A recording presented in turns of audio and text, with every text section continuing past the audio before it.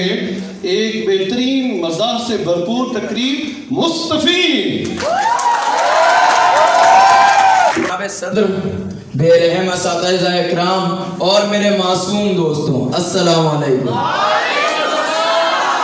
बचपन ही से सुनते आए हैं कि अपने अंदर औसाफ़े हमीदा पैदा करो। अब पता नहीं ये हमीदा कौन सी थी या फिर उसके क्या औसाफ थे, और ये हमसे छोटी सी उम्र में क्या पैदा करवाना चाहते थे। खैर ख़वातीन और हज़रात, पाकिस्तान का कोई ऐसा मज़ाहिया मुकर्रर नहीं गुजरा होगा जिसने अपने पैदाइश के दिन पर तकरीर ना की हो। कोई पैदा हुआ तो मोटा था, कोई पैदा हुआ तो छोटा था, कोई पैदा हुआ तो थोड़ा सा था और थोड़ा सा नहीं था। लेकिन जब अलबे अरबा में फरिश्ता मेरे पास आया और कहने लगा, मुबारक हो, कल तुम पैदा होने जा रहे हो, ये अपने जन्नत वाले कपड़े उतार दो। मैंने उसकी तरफ देखा और कहा, क्यों? उसने कहा, भाई कोई इंसान कपड़ों में पैदा नहीं होता। मुझे शर्म आ गई। मैंने कहा, ये 1000 रुपये पकड़ो और कोई सेटिंग करो, मुझे पैदा नहीं रोनमा होना है। उसने कहा, जितने आपने दिए हैं इतने में तो आप सिर्फ पेश आ सकते हैं। उसने कहा, आप इतने पेश आ सकते हैं। अली वक्कार, इस कश्मकश में मैं हो नहीं पा रहा था, और आखिर में फैसला ये हुआ कि मुझे डाउनलोड किया जाएगा। और मुझे डाउनलोड किया जा रहा था, एक एरर आ गया, और जो चीज़ सामने आई वो ये करप्ट फाइल है। मेरे पैदा होने पर मेरे वालिद साहब को आज भी बड़ा अफसोस होता है, क्योंकि मैं एक इंतहाई नाफरमान औलाद हूँ। ये जो बड़ा मासूम सा दिखता हूँ ना मैं आपको, अभी आपने मेरे इंस्टा का इनबॉक्स नहीं पढ़ा। अली वकार, मेरा ताल्लुक एक बड़े खूनी खानदान से है। मेरा ताल्लुक उस इलाके से है जहाँ रात के 9 बजे खबरें चले ना चले गोलियाँ चल जाती हैं। मेरे दादा ने 6 कत्ल किए थे और मेरे वालिद साहब ने 4, जिसमें से एक मेरे दादा का था। अली वकार, जहाँ मेरा खानदान खूनी था वहाँ मैं मोहब्बत का बड़ा जरूरी था, क्योंकि मेरा मानना है कि अगर मोहब्बत जोर से आए तो कर लेनी चाहिए। और जब मुझे पार्वती से मोहब्बत हुई तो उसे पैदा हुए 3रा रोज और मुझे 4था रोज था। बेनज़ीर अस्पताल के शिकस्ता वार्ड में जब उसने पिंगोड़े से मेरी तरफ इंतहाई प्यार भरी नजरों में देखा और कहा,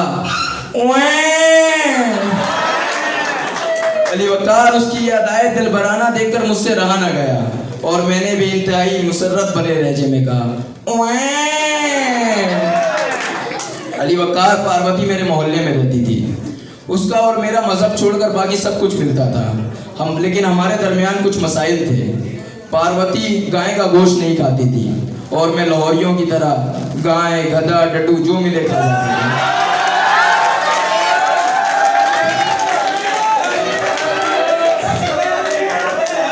पार्वती मांग में सिंदूर लगाती थी और मैं मांग कर परफ्यूम लगाता था।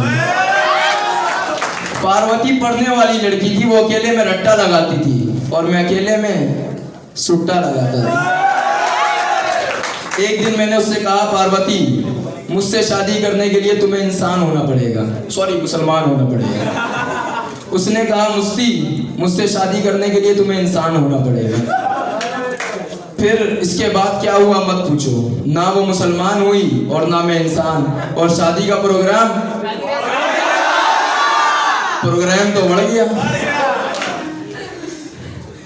खैर, पार्वती से मोहब्बत में धोखा खाने के बाद मुझ में शहादत का जज्बा जागा, तो मैंने सोचा क्यों ना पीएमए काकुल जाया जाए। जब उसका एड्रेस मैंने गूगल मैप में डाला तो मुझे पीएमए काकुल की जगह पीएमए काकुल ले आया, जिसे हम आम जबान में CCH कहते हैं। खैर, अगर बात की जाए हमारे कॉलेज के हालात पर, तो हमारा कॉलेज एक बड़े नाजुक मोड़ से गुजर रहा है। पिछले 23 सालों से ये नाजुक मोड़ चला आ रहा है और पता नहीं ये कंजर नाजुक मोड़ कब खत्म होगा। जब इसी नाजुक सूरत हाल के पेश नज़र हमने कॉलेज इंतजामिया से पूछा कि आपके दौर में क्या बदला हुआ है, तो उन्होंने कहा कि बाहर जाकर देखो, सब कुछ बदल चुका है। मैं भागा बाहर गया और देखा तो सिर्फ एक ही ख्याल दिमाग में आया।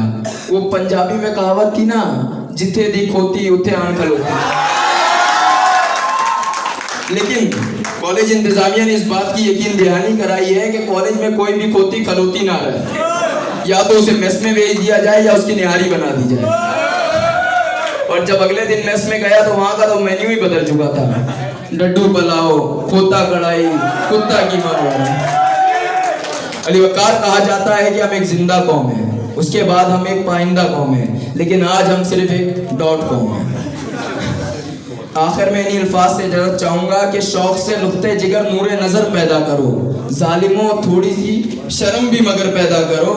इकबाल के शाहीनों ने तो सारे रास्ते ही बंद करवा दिए, अब सेकेंड ईयर वालों बम के लिए कोई नई नगर पैदा करो।